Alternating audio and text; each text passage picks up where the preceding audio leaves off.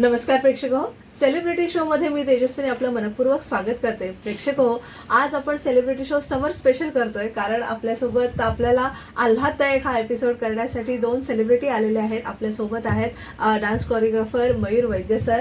Sir नमस्कार. आणि मधुराताई Madhura madam, तुमचंही मनपूर्वक स्वागत. आणि खूप छान वाटतंय, म्हणजे मला तुम्हाला म्हणजे असं म्हणतात ना, काही लोकांना पाहिल्यावर एकदम मस्त वाटतं, झकास वाटतं. म्हणजे पहिली भेट असते ती आपली फार कनेक्टिंग झाली आणि तुम्हाला असं मला वाटत नाही की कोणीही माणूस असेल की म्हणजे तुम्हाला भेटल्यावर सगळ्यांना आनंदच होत असेल, इतके तुम्ही गोड आहात. तर आज तुम्ही बराच वेळात वेळ काढून आमच्या स्टुडिओला वेळ दिला, त्याबद्दल सुरुवातीलाच तुमचे आभार मानते. आणि आज सगळा तुमचा कलेचा प्रवास आज जाणून घ्यायचा आहे आणि ह्या दोघांची ओळख करून द्यायची गरजच नाहीये, कारण आपण सगळेच त्यांना ओळखतो वेगवेगळ्या परफॉर्मन्सच्या माध्यमातून. त्यांचे स्वतःचे शोज किंवा विद्यार्थ्यांनी केलेली गुरुपौर्णिमा सादरीकरण असू दे, या सगळ्या माध्यमातून मुंबई, ठाणे, कुठेही म्हणू नका, महाराष्ट्रात ठिकठिकाणी आणि सगळ्या प्लॅटफॉर्म्सवर आपण त्यांना पाहिलेला आहे. आणि असा हा त्यांचा आणि पंडित बिरजू महाराजांचे शिष्य ही त्यांची मोठी ओळख आहे आणि आशाताई जोगळेकरांचे शिष्य म्हणून. तर हा सगळा कथ्थकचा प्रवास आज आपण जाणून घेणार आहोत. आपल्या या मुलाखतीतून थोडंसं तुम्हाला जाणून घेण्याचा, अधिक जवळून जाणून घेण्याचा माझा प्रयत्न असेल. तर अर्थातच आपण गुरूंचा आपण म्हणतो की गुरुवे नमः, इथून आपली सुरुवात होते अगदी शाळेपासून. तर आणि खरंच भाग्य आहे की असे गुरु मिळणं. तर त्या भाग्याचा असं बरेच जणांना हेवा असतो की आपल्याला त्यांच्याकडे शिकायला मिळावं. तर ते भाग्य तुम्हाला लाभलं, तर त्याविषयी आपण गुरूंपासूनच अर्थात सुरू करू. माझी नृत्याची काय माझ्या आयुष्यातल्या म्हणजे जीवनाची सुरुवातच गुरु आहे. आणि मला असं वाटतं की गुरु नसतं तर कदाचित हे मला प्लॅटफॉर्म पण नसते मिळाले आणि मयूर वैद्यच्या आधी जे कलाकार म्हणून लागतं ते लागलं नसतं. त्यामुळे हा जो काही अखंड प्रवास मी केला आणि करतो आहे तो फक्त गुरूंच्या आशीर्वादामुळे असं वाटतं. मग अशी तू म्हटल्याप्रमाणे मला 3 गुरु लाभले. तू दोघांची नावं घेतली, मी सांगेन की सर्वात प्रथम गुरु आशाताई जोगळेकर आणि त्याच्यानंतर गुरु अर्चना जोगळेकर आणि मग पंडित बिरजू महाराज. हे माझे 3 नृत्यातले गुरु ज्यांनी मला तरलं पुढे असे.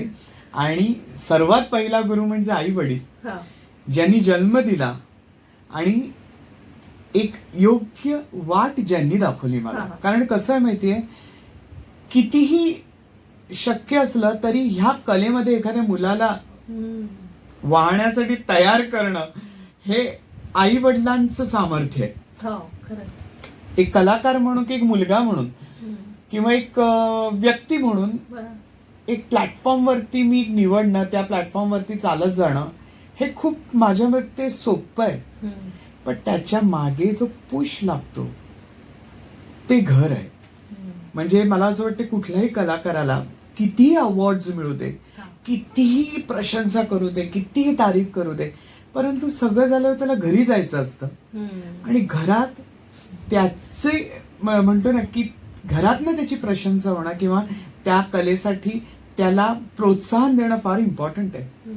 तर आपण खरं ती कला मनापासून जोपासू शकतो, त्याचा आनंद घेऊ शकतो. त्यामुळे आई वडील आणि घर हे सगळ्यात महत्वाची गोष्ट आहे. आणि मग त्यांच्यामुळेच आपल्याला गुरु लाभतात आणि मग हे गुरु आपल्या कलेची वाट सोपी करतात. म्हणून करिअर बिरिअर ह्या गोष्टी फार मोठ्या आहेत ग, ऐकायला सुद्धा आणि म्हणायला सुद्धा. मला असं वाटतं आपण ज्याच्यात वाहून टाकतो ना, तर देव आपल्याला बरोबर तिथे तरवतो आणि आपल्याला ज्या किनाऱ्यावरती पोहोचायचंय त्या किनाऱ्यावर तो सहज नेऊन सोडतो.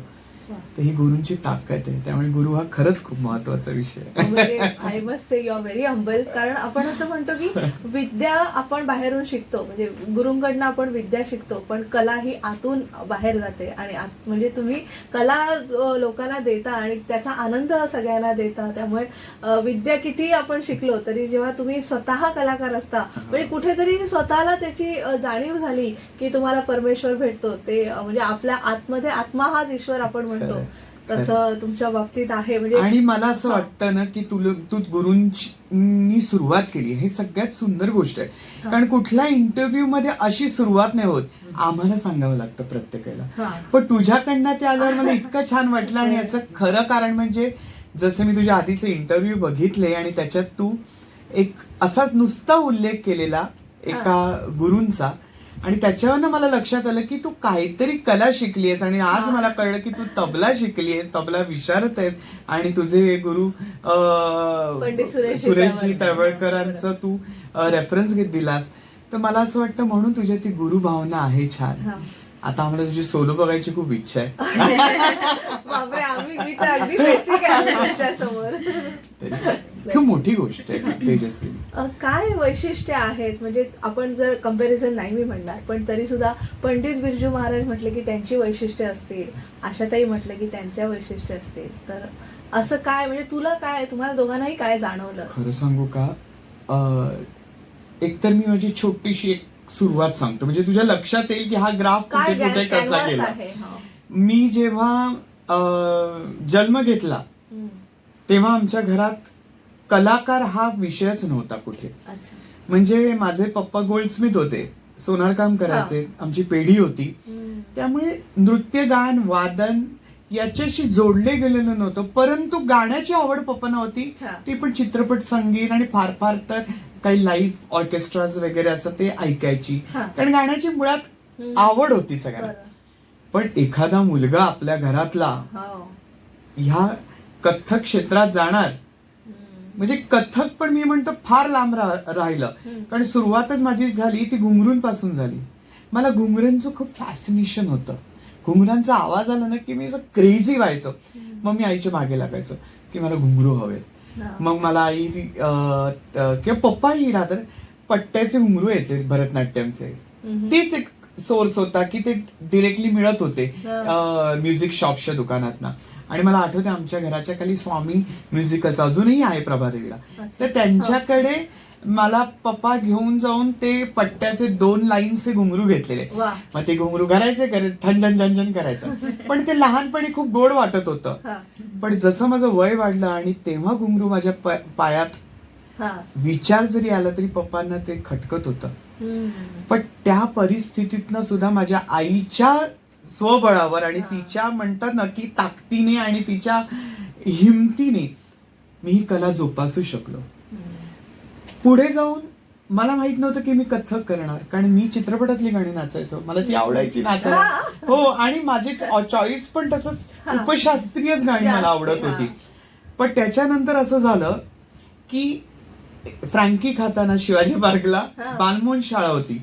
अगदी फ्रँकी आणि बालमोहन शाळेचा जी भिंत आहे ती कॉमन होती. आणि तिथून घुंगरांचे आवाज आल्यावर आई आणि मी फॉलो केलं. तिथे एक सरस्वती समान माझ्या गुरु आशा जोगळेकर अशा क्लास घेत बसलेल्या. आणि आम्ही दोघांनी एंट्री केली, त्यांच्याशी बोललो, इतकं मृदू भाषी. मग ऍडमिशन मिळाली. तो एक माझ्या आधीच्या इंटरव्ह्यूज मध्ये हे सगळं आहे, त्यामुळे मी आता हा विषय फार वाढवत नाही. पण मला हे सांगणं महत्वाचं आहे की माझी कथ्थकची सुरुवात कशी झाली. आणि मग मावशींनी ऍडमिशन दिली मला. मग खरं गोंधळ सुरू झाला की आता घरात कसं सांगायचं पप्पांना. मग मी गपचूप 6 महिने शिकत होतो. मग एक दिवशी पप्पांची येण्याची वेळ आणि माझी रियाजाची वेळ एक झाली. आणि त्यांनी घुंगरू पाहिले, घराच्या बाहेर फेकले, नाचायचं नाही हे ते. माझी आई म्हणाली की मग आता आम्ही राहू नाही तर तुम्ही राहाल घरी. पण ते की पप्पांना शक्य नव्हतं, कारण दोघांवर अतिशय प्रेम. पण कसं बसत ते तयार झाले. मग अर्चनाताईंनी त्यांचं खूप ब्रेन वॉश केला.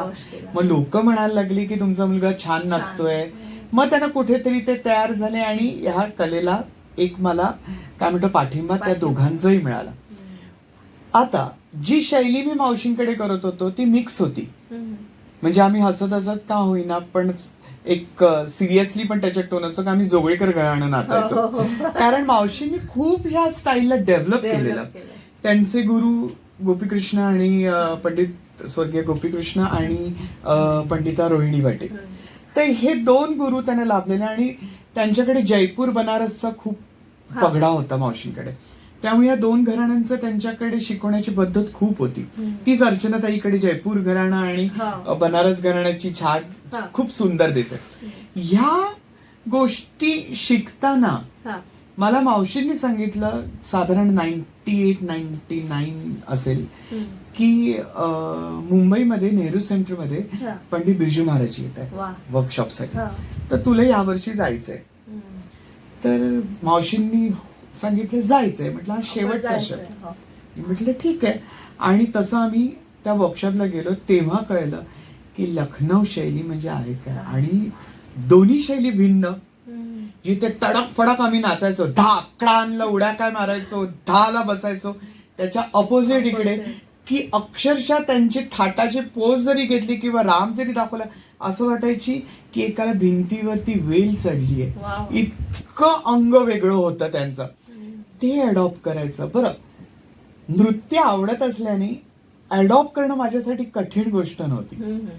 कारण कधीही गुरु जेव्हा नृत्य शिकवतात, हे मी आत्ताच्या पण मुलांना सांगेन जे नृत्य शिकतायत, ज्यांना आवड आहे नृत्य शिकण्याची आणि जे ह्या कलेत काहीतरी करणार आहेत, तर त्यांनी सगळ्यात पहिलं करावं ते ऑब्झर्वेशन. गुरु कसं शिकवतायत.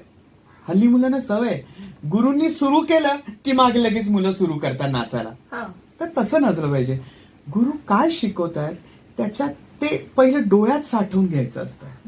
त्यांचे हस्तक कसे चालले, त्यांची नजर कशी चालली आहे, त्यांची बॉडी कशी उठते आहे, ती कशा पद्धतीने ठहराव आणते, ह्या सगळ्या गोष्टी ऑब्झर्व कराव्या आणि मग उभं राहावं नाचायला. आणि दुसरी गोष्ट, जे गुरु शिकवेल ना तर प्रयत्न करायचा. आपण 100% कधीच ते नाचू शकत नाही, पण त्याच्या जवळ जाण्याचा प्रयत्न करायचा की गुरूंना आपण नाचल्याचा आनंद मिळाला पाहिजे. त्यांना कुठेतरी वाटलं पाहिजे की मी हे रोप लावलंय ते बरोबर उगवतंय, फुलतंय, फळतंय, ह्याची त्यांना जाणीव झाली पाहिजे. आणि ही जाणीव मला नेहमी होती की मला नेहमी वाटायचं क्लासमध्ये सुद्धा किंवा वर्कशॉपला सुद्धा की मी नाचीन तेव्हा माझ्या गुरूंनी आनंद घेतला पाहिजे. तो हे माझ्याकडे स्ट्रॉंग फिलिंग होतं. त्याच्यामुळे मला म्हणतं मॅनिफेस्टेशन असेल माझं हे.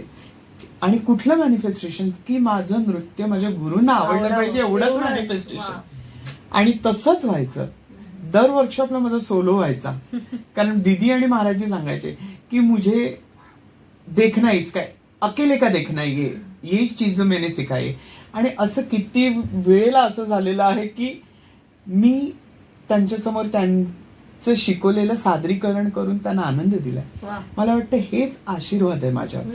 त्यामुळे या भिन्न शैली, म्हणून आज मी म्हणतो माझ्या क्लासला येणारे मी काही एक शैली शिकवत नाही, मी प्रत्येक शैलीचं वैशिष्ट्य शिकवतो, पण भेळ नाही करत त्याची. आणि ते सांगून की हे लखनौ घराण्याची वैशिष्ट्य आहे, हे जयपूर घराण्याचं वैशिष्ट्य आहे, हे बनारसचं वैशिष्ट्य आहे. आणि आम्ही लकी आहोत की या तिन्ही घराण्यांचं शिक्षण आम्हाला मिळालं, त्या जोरावरच आम्ही शिकवतोय. असं नाहीये की ऑब्झर्व करून आम्हाला जे वाटलं ते आम्ही करतोय, नाही. त्याचं आम्ही शास्त्रशुद्ध शिक्षण घेऊन ते पुढे सरकवतोय. हल्ली कित्येक तरी असे डान्सर्स आहेत ज्यांनी स्वतःची शैली बनवली आहे, पण त्याला नाव गाव काही नाहीये, फक्त शिकवायचं. तर मला वाटतं मुलांना डोळ्याला पट्टी लावून रस्ता नाही दाखवला पाहिजे, उघड्या डोळ्यांनी रस्ता दाखवला पाहिजे. ही शैली ही आहे, ह्याचं हे वैशिष्ट्य आहे, मग पुढे तुम्ही काही करा त्याचं. पण मला असं वाटतं गुरूंनी जर ते छान रोवलं तर विद्यार्थी ते सुंदरच उगवतात. याच्यावरून मला एक आत्ता जस्ट किस्सा आठवला. एकदा आम्ही मावशींच्या नावे अर्चनाताई एक अवॉर्ड दरवर्षी जाहीर करते, गुरु सन्मान, गुरु आशा जोगळेकर नृत्य सन्मान.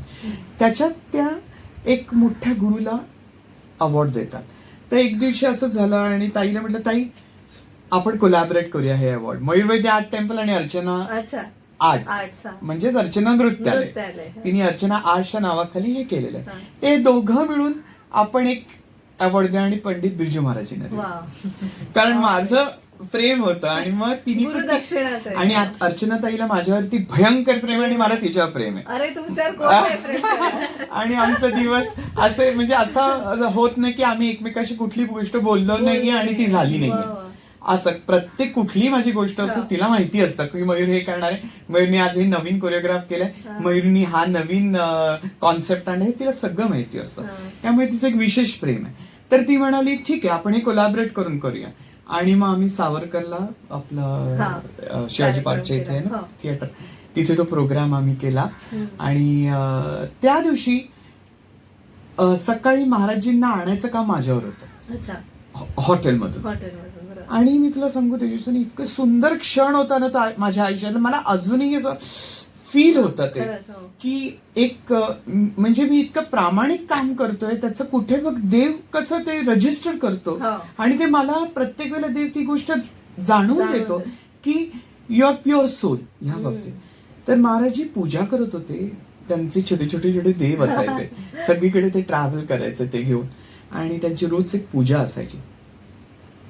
तर ती पूजा करत होते आणि असं त्यांनी माझ्याकडे बघितलं की आणि मला म्हणाले मयूर तुम्हारी एक बात मुझे बहुत अच्छी लगती है. त्या दीदी पण होत्या, शाश्वती दीदी होत्या, महाराजी होते, मी होतो. म्हटलं क्या महाराजी? तर म्हणाले की देखो तुम इतने साल आशा ताई के पास सीख रहे हो, तुम अर्चना के पास सीख रहे हो, असं ते म्हणाले, अर्चना के पास सीख रहे हो, और मेरे साथ भी अभी तुम 22-23 साल मेरे पास भी हो, पर तुम्हारा गुरु के प्रति, तीनों के प्रति जो प्यार है ना वो कहीं कम नहीं लगता है. और तीनों का ही तूने अच्छा समतोल रखा है, एक बांधा है इन 3 गुरुओं को तुम्हारे साथ. मला सांगू तुझं असं वाटलं की मी जिंकलो ह्याच्यात. दिस इज द बिगेस्ट अवॉर्ड. आपल्या गुरुने हे वाटणं. आणि त्या दिवशी मी त्यांच्यासाठी एक कृष्णवंदना मी रेकॉर्ड केलेली की महाराजी यांना मी त्यांना काय गिफ्ट देऊ. कारण मावशी असताना एक प्रथा होती आमच्याकडे, अर्चनाताईंनी सुरू केलेली की गुरुपौर्णिमेला मटेरियलिस्टिक गोष्टी मावशींना आवडायच्या नाहीत. म्हणजे फुलं पानं काहीतरी गोष्ट दिलेली आहे गिफ्ट असं त्यांना आवडायचं नाही फार. त्या खूप सिम्पल होत्या. तर ताईनी त्यांना नृत्य दक्षिणा द्यायला सुरुवात केलेली. आणि मग ताई अमेरिकेला गेल्यावर तिच्या ज्या गोष्टी होत्या त्या मी अगदी पावलावर पाऊल घेऊन फॉलो केलेल्या, आणि त्याचंही तिला फार कौतुक आहे. तर मग मी ती कला पुढे ती ट्रेडिशन चालू ठेवलं. आणि मावशींना मी नृत्य दक्षिणा दरवर्षी काहीतरी नृत्य कोरिओग्राफी म्हणजे नृत्य दिग्दर्शन करून द्यायचो. ते यावेळेस महाराजी येणार होते, म्हटलं ह्यांना पण मी एक नृत्य दक्षिणा देणं फार इम्पॉर्टंट आहे. मग मी कृष्ण भजनावरती स्वतः चाल लावून म्युझिक करून एक 12 मिनिटाचं आहे ना माहिती ते पूर्ण म्युझिक केलं मी, आणि त्यांना ते नृत्य दक्षिणा दिलं. त्याच्यात आता मला माहिती होतं की मी त्याच्यात बनारस, जयपूर, लखनौ या 3 शैलींचं मिश्रण केलं. आणि 3 शैलीपेक्षा मला असं वाटतं मी त्याच्यात 3 गुरूंचं वैशिष्ट्य जे मला शिकवलंय ते मी त्याच्यात माझ्या अंगिक अभिनयाने ते मांडलंय. पण हे मला माहिती होतं, बाकी कोणाला माहित नव्हतं. पण मावशी अर्चनाताई आणि महाराजी दोघेही संध्याकाळी मला त्या इव्हेंटच्या नंतर म्हणाले की तूने मेरा भी अंग नाचा और तुम्हारे गुरु का भी अंग नाचा, असं महाराजी म्हणाले. आणि सेम टाइम अर्चनाताई मला म्हणाली तू आमचं पण नृत्याचं अंग ठेवलं आणि महाराजींचं पण अडॉप्ट केलंय. बास मी म्हटलं मी जिंकलो इकडे, मी जिंकलो. म्हणून मी म्हंटल मुलांना की तुम्ही काही शिका, कुठल्याही गुरुकडे शिका, प्रत्येक गुरु हा चांगलाच असतो, त्याला शिष्य चांगलं मिळणं पण फार इम्पॉर्टंट आहे. आणि शिष्य म्हणून गुरुकडे जगणं हे सगळ्यात मोठी एक काय म्हणतात स्वर्गीय अनुभव आहे हा. कळलं ना, तो विश्वास ठेवून शिकणं. आणि म्हणून ते शिकवताना तुमच्या नेत्रांनी आधी शिका, ते साठवा, आणि मग तुमच्या अंगातनं ते बाहेर काढा, असं मला नेहमी वाटतं. त्या ह्या शैली शिकण्याच्या मागे हा सगळा मोठा प्रवास आहे आणि आनंददायी आहे, स्ट्रगल नाहीये. पण आम्हा सगळ्यांना आवडेल जर तुम्ही एक छोटंसं उदाहरण दिलं तर, म्हणजे पंडित बिरजू महाराजांचं आणि आशाताईंचं. मी आता ना खरं सांगू, मी खूप मोठं असं वाटतं हा बडाय चढाय करतोय, पण तसं नाहीये. काही गोष्टी ना मला असं सांगाव्याशा वाटतात. आणि गुरूंचं ऑब्झर्वेशन काय असतं, मी ना खूप गुरुप्रेमी आहे, कदाचित माझ्याकडनं तुला असं फार गुरु गुरु गुरु असं वाटते, पण का ऑब्झर्वेशन असतं. एकदा महाराजींनी ना ठुमरी शिकवायला घेतली आणि आम्ही सगळी मुलं होतो ते बॉईज, आणि बाकी सगळ्या मुली आणि मुलं पण चांगल्या प्रमाणात होती. बरोबर, हो. 8 मुलं होती तिथे. तर महाराजची ठुमरी शिकवणार म्हटल्यावर तो सुवर्ण क्षण आहे. आणि आम्ही सगळेजण बसलो लगेच ते घुंगट बिंगट घेऊन. आणि शाश्वती दीदी अचानक ओरडल्या, रुक जाओ. तर सगळेजण असलं काय झालं. ते म्हणाले, सब छोकरे नीचे उतरो. अच्छा. इन छोकरों के ऊपर अच्छा नहीं लगता, ये लड़कियों जैसे भाव करते. तब तर आमचं एवढं हिरमोस झालं ना. म्हटलं अरे एवढं शिकायची संधी. ते म्हणाले, सीखो पर बैठ के सीखो, पहिले समज लो. किती सुंदर विचार आहे बघा ना त्यांचा. मी जे आता म्हटलं तेच की बैठ के पहिले समजो, फिर उसको कोशिश करो. आणि मग आम्ही उठणार तितके दीदी म्हणाल्या, मयूर तुम रुको, तुम्हारे ऊपर ठुमरी अच्छी दिखती है. एवढा मला तुला सांगू असा अत्यानंद झाला की त्याच्यानं मला चूज केलं. अक्षरशः तुला असं वाटलं, मी सांगू का, एखाद्या परीक्षेत पास होतो ना किंवा ऑडिशनला आपण पास होतो ना, तो अनुभव मला आला. आणि मग ती ठुमरी शिकवली. दुसऱ्या दिवशी ती ठुमरी परत नाचायची असते आणि महाराजी गात होते. गाता गाता महाराजी थांबले आणि अक्षरशः आम्ही त्या स्टेजवर उभे असायचो. त्याच्या खाली महाराजी असे बघत होते माझ्याकडे. तर शाश्वती दीदी पण तिथे होत्या. क्यों रुक गई महाराजी, क्या हो गया. तर त्यांनी फक्त एवढंच बघितलं, माझ्याकडे पाहिलं आणि म्हणाले कि इस लड़के में जो भाव दिखते हैं ना, वो किसी के ऊपर नहीं दिख रहे. जो मैं कोशिश कर रहा हूँ कहने की, वो उसको समझ में आ रहा, वो वही दिखा रहा. आणि ते असंच होते, कृष्ण राधेला छेडत असतो तर राधा घुंगट घेते आणि कृष्णाला म्हणते, थांब, सगळेजण माझ्याकडे बघतायत. आणि एवढाच भाव, एवढाच. आणि त्यांनी ते ऑब्झर्व केलं आणि ते सांगण्याची त्यांची इच्छा झाली. याच्यापेक्षा मोठी गोष्ट काय. Biggest award. ते ही खूप मोठी गोष्ट आहे. तसं मावशींचं होतं. मी ना सांगावं की नाही कळलं, पण मी खूप कमी प्रॅक्टिस करायचो त्यावेळेस. नाही, तुला प्रॅक्टिसची गरजच नाही, कारण तू टिपकदासारखं ते शोषून घेतलंय. प्रॅक्टिसची खूप गरज आहे, पण तेव्हा अक्कल नव्हती. हाच योग्य शब्द आहे. तेव्हा अक्कल नव्हती, रियाज करायची. नाही, काही स्टुडंट्स आपण म्हणतो ना, ते वर्षभर अभ्यास करतात आणि मग पास होतात.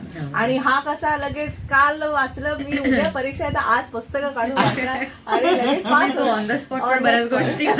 मला अभ्यास अजिबात आवडत, मला अभ्यास अजिबात आवडत नाही. मी फक्त नृत्याचा अभ्यास करू शकतो. आणि लिटरली तेव्हा ना आम्ही सगळे ना, म्हणजे माझ्या त्या बॅचमेट्स बघत असतील तर त्यांना हे नक्कीच पटेल की आम्ही सगळेजण उभे असायचो. तोडा व्हायचा, तोडा लक्षात असायचा, पण सम कोणाला लक्षात आहे. मग त्या ज्या फोर्स मध्ये समजा माझा आला 10 करून मी जर सम दिली तर सगळ्या जणी समजा ता करून समजते आणि माझा एकटा 10. तर मावशी लगेच म्हणायच्या, हे काय सगळे चुकलात, ही सम आहे. आणि मग एखादी मुलगी त्याच्यात डेअरिंग करून सगळं असं की हा चुकला आणि आम्हाला आता ही मिळाली आहे शिक्षा, तर ती मावशीला सांगायची, मावशी नाही तू चुकलाय, आम्ही बरोबर आहोत. पण तो जो काही कॉन्फिडन्स असायचा माझा, पण ओव्हर नसायचा. माझा कॉन्फिडन्स माझ्या 10 मध्ये होता. आणि ओव्हर कॉन्फिडन्स मला असं म्हणता येत नाही माझ्या बाबतीत, कारण मला असं वाटायचं की मला तो क्षण मारून नेता यायचा. ही चाप्टरगिरी आहे.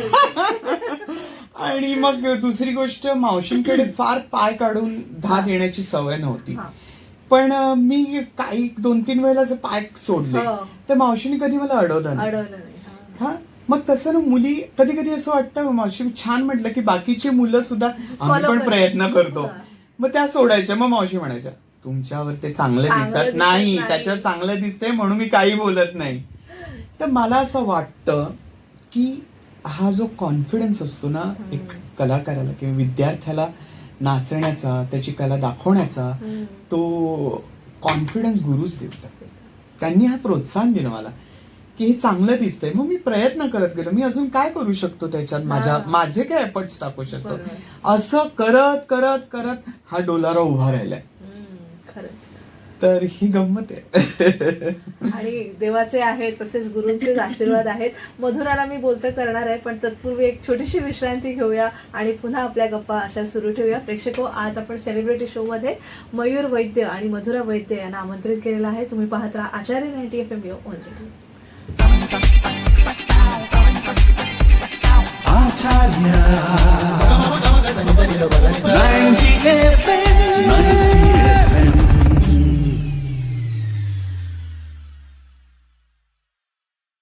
शांतीनंतर तुम्हा सगळ्यांचं पुन्हा एकदा स्वागत. तुम्ही ऐकत आहात आचार्य 90 FM युअर ओन रेडिओ आणि आज आपण सेलिब्रिटी शो मध्ये मयूर वैद्य आर्ट टेम्पलचे मयूर वैद्य आणि मधुरा वैद्य यांना आमंत्रित केलेलं आहे. मधुरा, आता तुझ्याकडून जाणून घ्यायचंय तुमची पहिली भेट त्याविषयी थोडी उत्सुकता आहे. कसे भेटलात आणि मग गुरु शिष्य नातं आणि पती पत्नी नातं ह्या दोघांविषयी थोडंसं सांग. डेफिनेटली. सो आमची पहिली भेट अर्थातच महाराजांच्या वर्कशॉपमध्ये झाली. अनफॉर्च्युनेटली त्या वर्षी मी ते अटेंड करू शकले नव्हते वर्कशॉप. बॅक स्टोरी अशी आहे की मी एका ठिकाणी कथक शिकत होते, पण समहाऊ माझा तिकडे माझ्या गुरूंना काही अडचणी आल्यामुळे माझा 1-1.5 वर्ष क्लास नव्हता झाला. आणि मी अत्यंत काय म्हणतात की I was eager to meet my guru. म्हणजे मी ऍक्सेप्ट केलं होतं की मला नवीन गुरु कोणीतरी शोधायला लागणार आहे. सो ते 1-1.5 वर्ष माझ्या मनात की मला कोणीतरी चांगलं गुरु हवं आहे.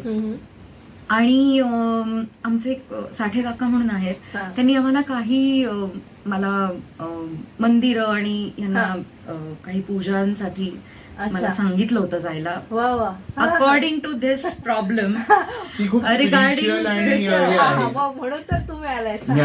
ऍब्सोल्युटली. म्हणजे माझा पूर्ण विश्वास आहे. पार्वतीने केवढी तपश्चर्या केली. अगदी मी तो स्ट्रगल केलाय ह्याला भेटेपर्यंत.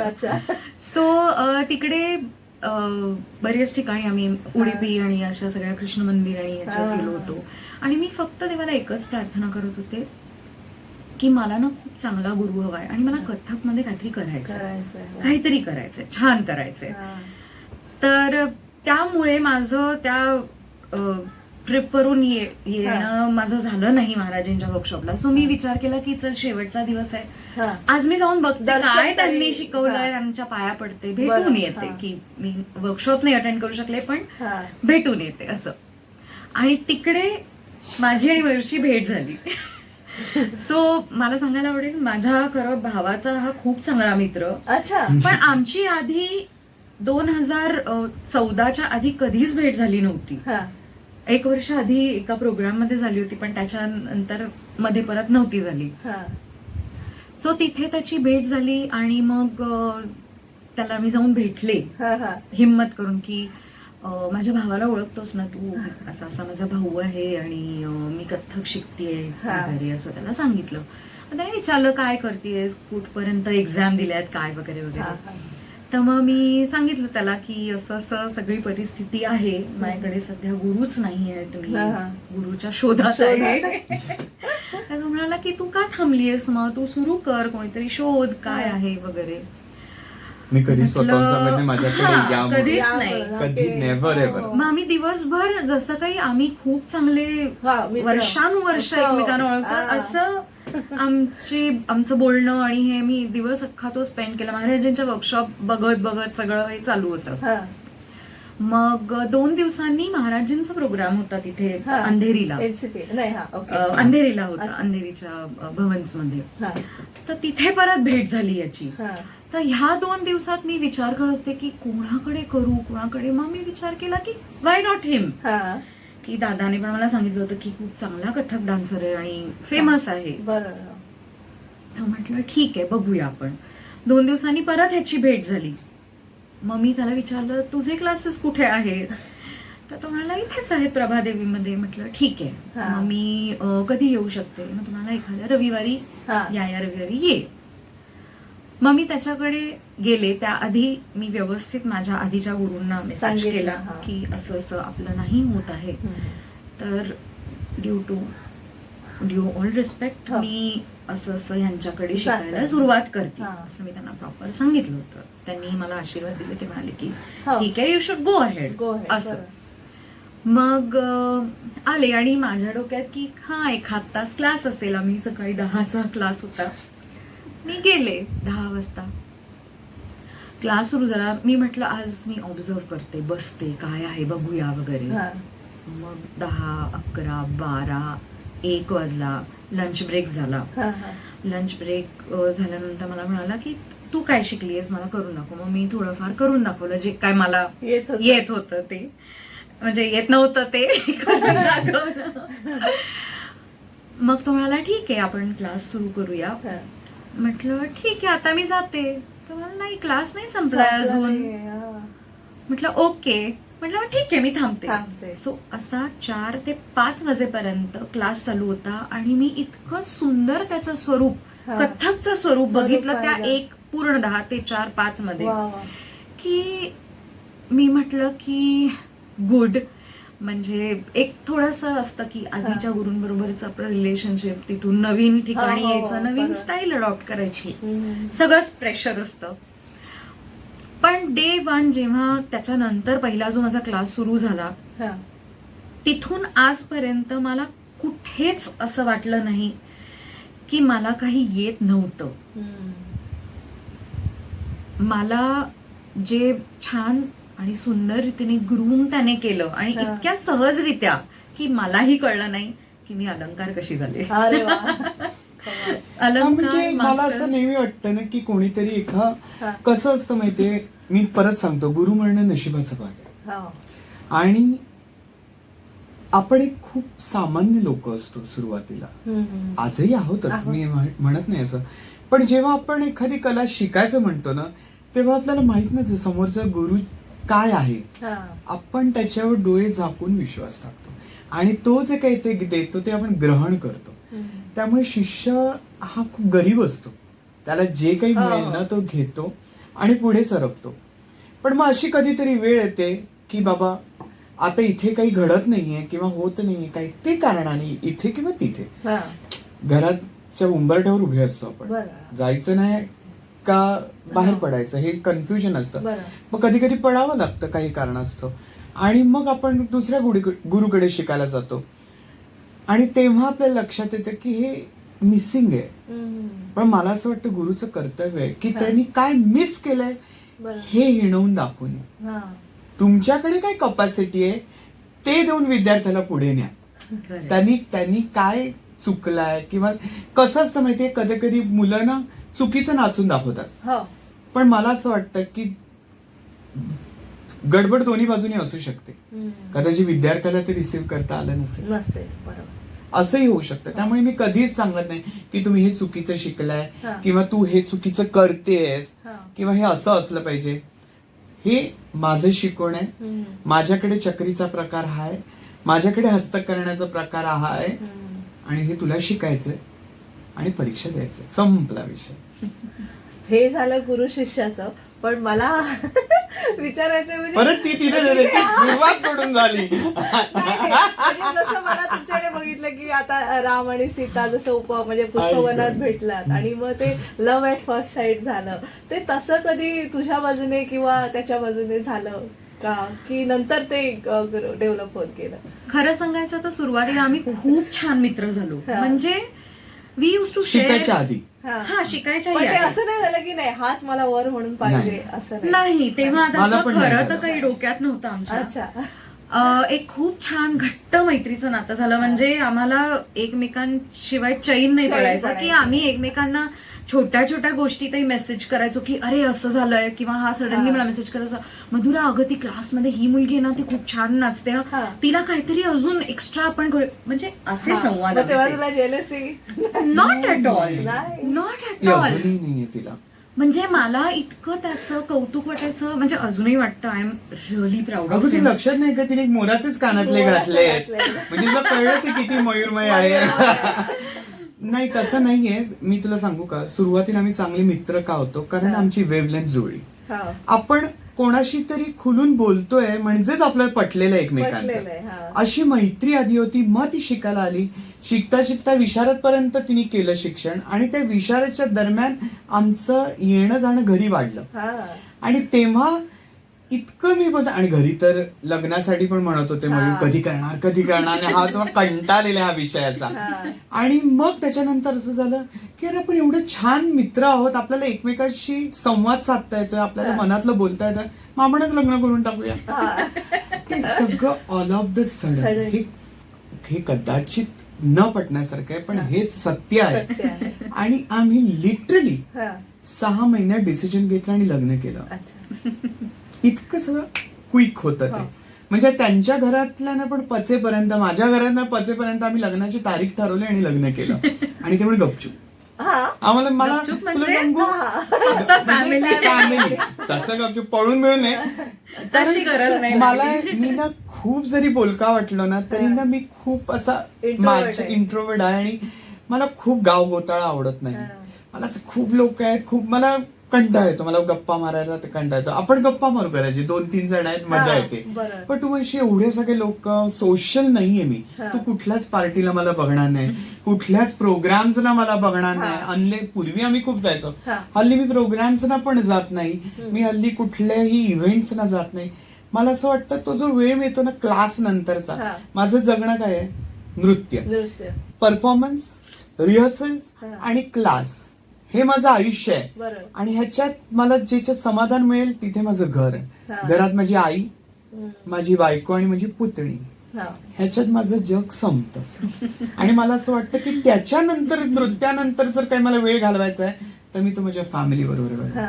माझ्या आईला भेटशील ना हा. तर ती माझ्यापेक्षा फनी आहे. ती खूपच गमतीशीर आहे. हा. म्हणजे तिच्यावर तू एक 5 मिनिटं गप्पा मारशील ना, तू म्हणशील मी तिलाच इंटरव्ह्यूला बोलवते. हा. इतकं तिचं आहे. ती आज येणार होती अच्छा. पण तिला पुढे जायचं होतं एका मीटिंगला. बरं. तिच्या पण खूप काही काही कमिटमेंट्स असतात. हा. पण ते सगळं पण पण आहे. म्हणजे आता हा कृष्ण सखा आहे आणि राधेला जसं वाटतं की कृष्ण फक्त माझाच असावा, तर तसे कधी तुमच्यामध्ये म्हणजे बाकीच्या गोपिकांमुळे तुमच्यात कधी असं झालं की Never. तुला इनसेक्युअर वाटलं किंवा कधीच अजूनही? नाही. बाकीच्या गोपिकांना वाटलं असेल, पण हिला नाही कधी वाटलं. मी सांगू का, कुठल्याही नात्यात सगळ्यात महत्वाचा असतो तो ट्रस्ट. आणि कथा आणि शिकायला मला- मुली जास्ती येतात. Exactly. मी खरं सांगू, कदाचित ती मानसिक तयारी माझी या 12 वर्षात झाली. मला खूप आनंद वाटतो सांगताना की मी 12 वर्ष हा. त्याच्याकडे शिकतेय. आणि आय एम व्हेरी ब्लेस्ड की मला आता त्याने त्यांच्या गुरूंबद्दल सांगितलं, हा. अशा गुरूंचे आशीर्वाद आणि सहवास लाभलेली व्यक्ती म्हणजे मला अननोईंगली 4 गुरु आहेत असं मी म्हणू हो. शकते. पण हा माझा गुरु आहे हे सांगताना मला अत्यंत अभिमान वाटतो. हा. आणि त्याचं जसं गुरुप्रेम आहे तसं माझंही त्याच्यावरती गुरु म्हणून हा. डे 1 प्रेम होतं हा. अत्यंत. आणि तो मला मित्र म्हणूनही तितकाच आवडायचा.